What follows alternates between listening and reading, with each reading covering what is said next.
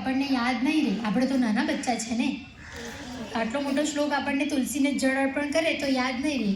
તો આપણે શું બોલવાનું છે?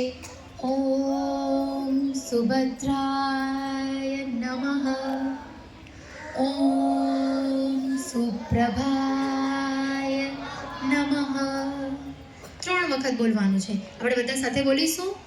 ઓમ સુભદ્રાય નમઃ, ઓમ સુપ્રભાય નમઃ, ઓમ સુભદ્રાય નમઃ, ઓમ સુપ્રભાય નમઃ.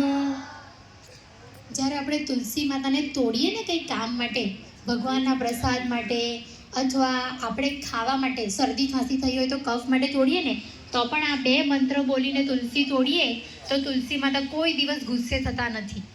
તો હંમેશા યાદ રાખવું કે આ 2 મંત્ર બોલીને આપણે તુલસી માતાને તોડવાની છે.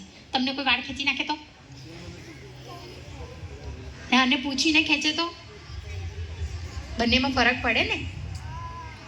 આપણે દીપ પ્રાગટ્ય કરીશું અને આરતી કરીશું. દીપ પ્રાગટ્ય માટે હજુ પણ આપણે શ્લોક બોલવાના છે. બધાના હાથોને જોઈન્ટ કરેલા હોવા જોઈએ. શુભમ કરોતુ કલ્યાણમ, આરોગ્યમ ધન સંપદા, શત્રુબુદ્ધિ વિનાશાય, દીપજ્યોતિર્નમોસ્તુતે,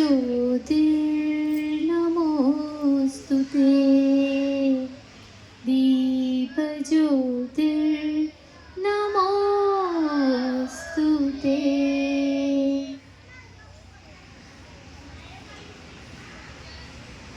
નારાયણસ્ય પૂજાર્થં જિનોત્વાં નમોસ્તુતે, જિનોત્વાં